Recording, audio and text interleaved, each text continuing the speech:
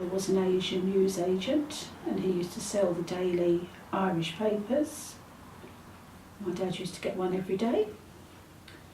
And that was his way of linking up with Ireland, and he used to read the deaths. That was the first thing. Because that's the only way you'd find out if somebody had died.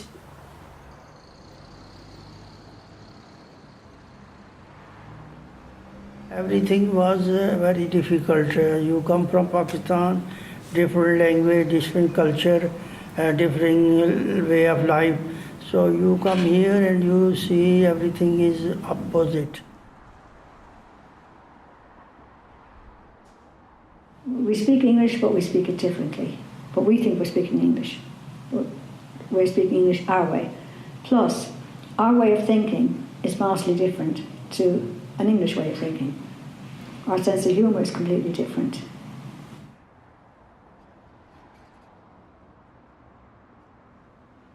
If you really look at it, where we are from, we had a sort of a military background. My grandfather was in the British Indian Army in the First World War in 1916 in France, and then my uncles were in the British Indian Army in the Second World War.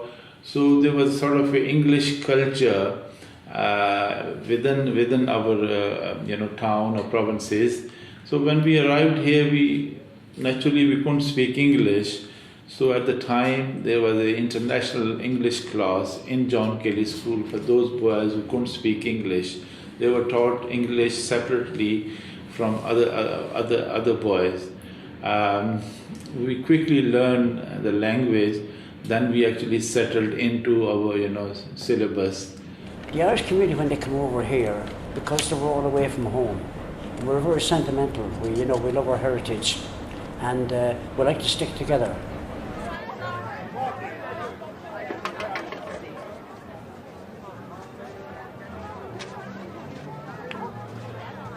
And of course, when they did come over, they always seemed to come to London, Kilburn, Camden Town, Cricklewood, Hammersmith, Fulham, and it went on. It's all a big.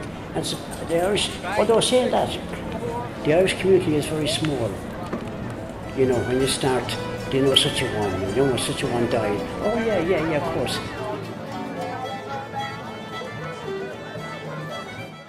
I know that especially people from Ireland, they came in before we come.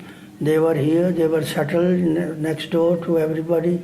So they influence us how to live from Pakistan to come here. And we learn from them also, but they are mostly in trade, of a building trade, Irish and Pakistanis. And they was working together. There was no such a thing like a crime or anything. Oh, you hardly hear something, So we have a community relation with them also, because we learn from them.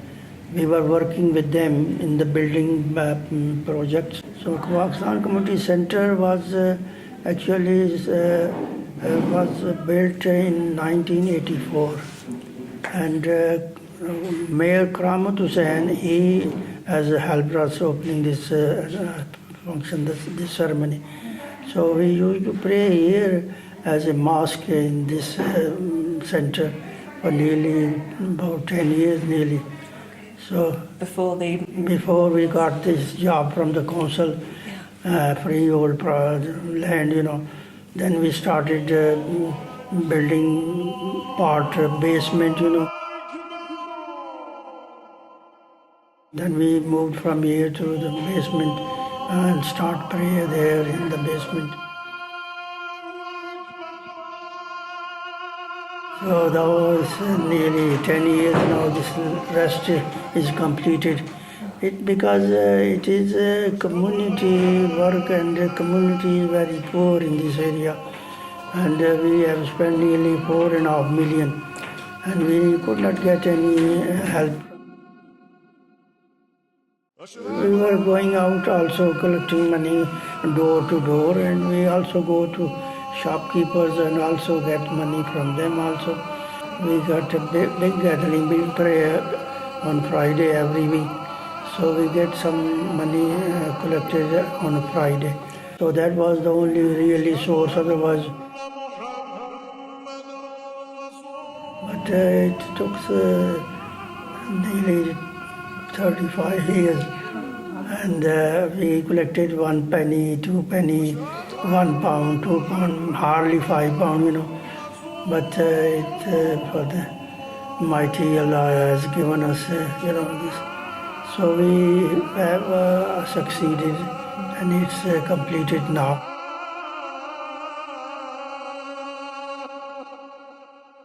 This is purely people, you know, they donated, and purely it is for Muslim, Sunni Muslim.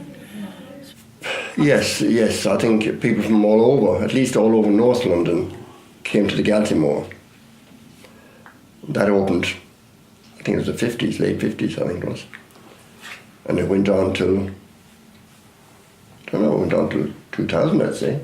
Fairly recently, really. And you get all the top bands from Ireland. In those days there was, what do you call them, the Royal Show Band, Dickie Rock and the Miami. The Chieftains, I think it was called. No, The Indians, I was close. The Indians.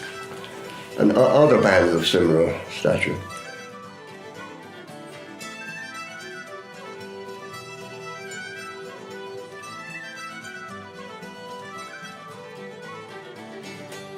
And if you ask any people, old Irish people of our age, you would say almost definitely they met their wife or husbands in the Galtymore. Made a veil one day, and he said, Danny, he said, do you ever think you're going up to Galtymore? You know, never thought it catch me at all. And I said, look, why not? We were doing nothing else. So we went in to do the Crown. I remember we had 2 bottles of Guinness each. And after that dinner we said, well, let's go into there and see what's there, that you mean. And we went in looking around, and well, look around after a few minutes, I saw myself and I thought, my God, that was it. I thought, that you mean, this is lovely, I thought.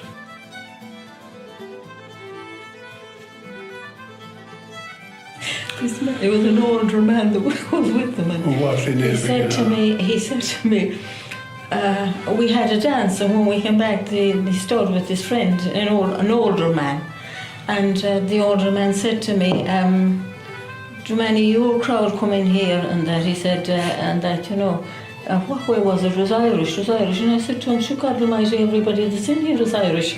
What? Oh, he said, you're Italian. I was quite often taken for Italian. And he said, you're Italian. He said, I said, I am not. I said, he said, you're Irish. I said, that's all that comes in here.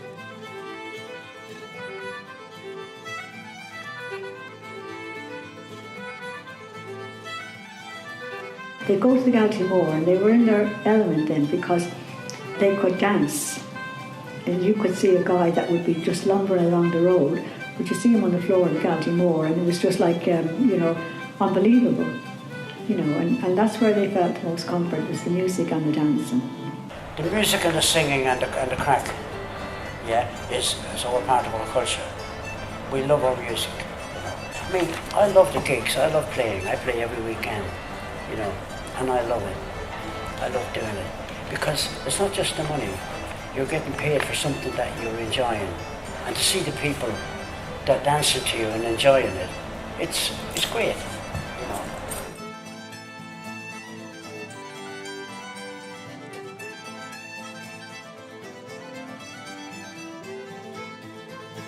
But also in the Galtymore, if you were asked to dance, it wasn't just one dance, you'd have to dance 3 dances for that person. That was kind of the norm, wasn't it? That was just like a sort of Yes, it rule. was. Yeah. I don't know, yeah. If- I don't know where it came from, but that was a thing. if- So if you didn't like the person, it was tough. If you walked off in between, that was very naughty. You'd obviously get the girl who would walk off of it. Maybe sometimes she was right to walk off. But yes, you had to wait for 3 dances. And after 3 dances then, if you sort of got on well together, you'd ask her for a mineral. There was only minerals in the Galtymore those days. There was no alcohol. So then, if she accepted, then you know you're okay. Many times, singers from Pakistan, when they came here, especially when Uncle Tarek's uncle was here, they have a very good, musician came here, singers came here, and they enjoyed. And we enjoyed here as well. There's a folk singer, he passed away, Nusrat Fateh Ali Khan. In that, function, English people came here who knows him, and because they advertised, and this hall was full. I used to stay at the park 9, 10 o'clock. We used to sit there. People used to have barbecues, all sort of fun. And used to have fun fair here. And people used to go there, especially summer days, and swimming pool. We used to swim, but it's no longer there. It's a huge park, especially you go up the hill, right? And your right hand side, right? It's a beautiful. It's just, you can sit there, relax, And people used to come. Oh, I used to think, where did this come from? Ireland? It was a big place.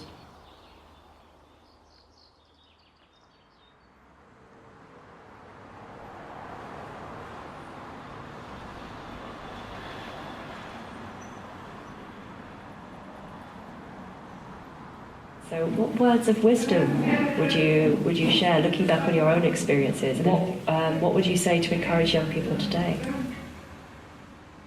Live and let live. Yeah, that's what it is. That's the way it is. And go out and walk. Yeah, never mind the door, none of that. Go and walk. Yeah, it's not a good thing. Walking around doing nothing. It's not good for your health. It's not good for your brain.